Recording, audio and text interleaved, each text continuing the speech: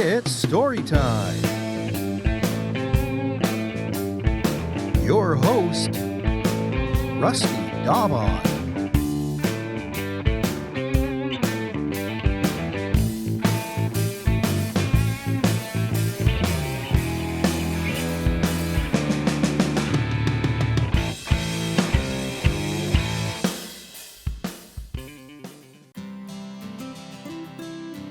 The river we know as the St. Clair River, and all the connecting rivers and lakes were created by thunderbirds playing lacrosse in the skies.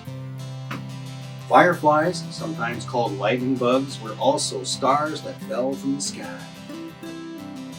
Don't believe me? Well, this story might change your mind. Bonjour, friends. Rusty Daubon here to tell you a little bit about a very special flower that only grows here on Walker Island. The White Prairie Gentian, a rare and very special flower in the Ojibway, needs our help to survive. This flower needs just the right amount of water and sun in order to live, which is why it chooses to live in what we call the oak savannas. Now, these types of areas have just the right amount of sun and water that the White Prairie Gentian loves.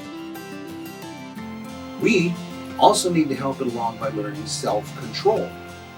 Now, what that means is knowing the difference between putting others' needs before our wants and making the best decision for everyone and everything around us.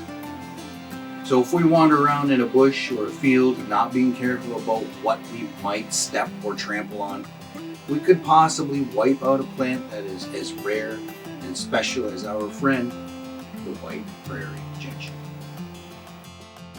There once was a group of rowdy young thunderbirds that, if not brought under control, could have ruined many of the things that we have come to know and love around the world. But what if those thunderbirds long ago were not brought under control? Well, you can be sure that there would be a lot more missing from the world besides flowers. Without being taught about self-control, these young thunderbirds might have done something worse than what had happened. Today's Anishinaabe words are Thunderbird, Nimki Binashi, Eagle, Megazad, Fly, Oji, Father, Noose, Mother, Gasha, Food, Mijim, See you again, Bama Piminwa. Many moons ago, it was springtime, and here in the north, the thunderbirds had returned to nest. And they would travel south like any other bird, but thunderbirds had bright feathers that could not be seen by the eye. You can tell when thunderbirds are around, however. Just listen for the skies. Their songs rumble the ground and their eyes flash lightning. As huge as thunderbirds are, they couldn't produce winds like the great Megazad did. Great Megazad made winds like tornadoes near the ground below, and this made the thunderbirds jealous. And as they talked about it, they grew furious and made huge storms from their rage. The mommy thunderbirds could not leave the nests, but called to the daddy thunderbirds, who returned and were calmed down by mommy thunderbird. So this was the nature of the thunderbird: great power, great responsibility. That year, baby thunderbirds that were born were of a more restless bunch, and they seemed to be a little bit more aggressive and rowdier than usual. They would often fight over space in the nest, attention from Gasha and Moose, and even fought over food, and they were always hungry. Daddy Thunderbird was tired from having to find Mijim for them to eat all the time, and Mommy was tired from having to break up fights and constantly stay on them to behave. Finally, when it came for the young Thunderbirds to leave the nest, they were still very aggressive and started to fight and argue with other young birds from other nests. So of course this would cause storms, which were not unusual for that time, but these storms were once again becoming too much. One Daddy Thunderbird had set out to find an answer for his problem. And remembering the great eagles, he decided to ask them how they would handle a problem like that, but they just laughed at him, and they did not help him at all. So he asked other creatures of the earth, and some tried to help, others did not, and some ran off, seeing the huge bird coming at them. Gliding through the skies and feeling hopeless, he could see that the trouble above was stirring unusual storms for those below. Taking perch on a mountaintop, he began to think. And as he sat, he could hear a tiny buzzing sound near his ear. He moved around swiftly to see if he could find out what it was, but could not. And again he heard the buzzing. Rumbling the sky and the mountain as he spoke, he asked, "What is that noise?" And after the rumbling stopped, he could hear it again. But this time it seemed to almost sing. And then his big eyes could see this tiny insect flying around. "Is that you?" And the tiny insect flew up and down as if nodding yes. The buzzing again seemed to almost sing as Daddy Thunderbird focused on the noise. And from the noise he could hear,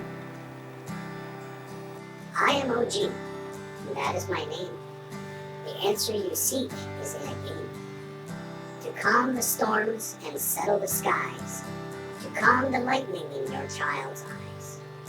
Tire them with play, teach them about rules. Not all learning comes from schools." With that small song, the OG flew off, leaving Daddy Thunderbird wondering, and wondering, and wondering. And suddenly it came to him, and it flew off with a rumble and returned home. Now, it wasn't long before Daddy Thunderbird was teaching his son the game of lacrosse. It taught not only his son, but other young Thunderbirds about rules, structure, teamwork, and focus. All the young Thunderbirds were now more focused on the game and played it all the time. And although they were getting very good, there were still a few mishaps.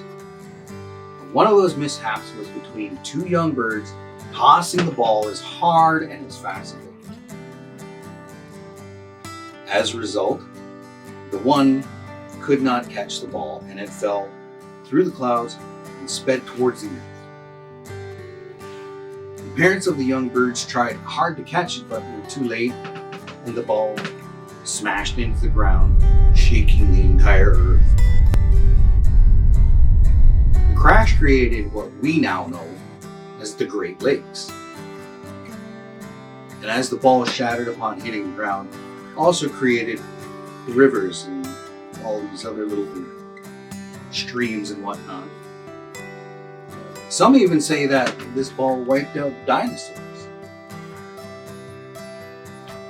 But anyway, the rumbling shook stars from the universe. They fell to earth and turned into fireflies. So from this story, we have a better understanding of what can happen if you act or think carelessly, controlling your feelings and thinking before you make a bad decision. We also learn that sometimes the answers come from someplace you would never even think about. If you just listen with all your senses, you can hear everything. And don't forget, too much of a good thing can be bad. So the next time you're out walking in nature, carefully be aware of what's around you. Think before you wander off. Remember to behave, be mindful, listen hard, and you could help save another life, not just the White Prairie Gentian. Walk softly, my friends. Miigwech for joining me today. I hope to see you again. Thumb up,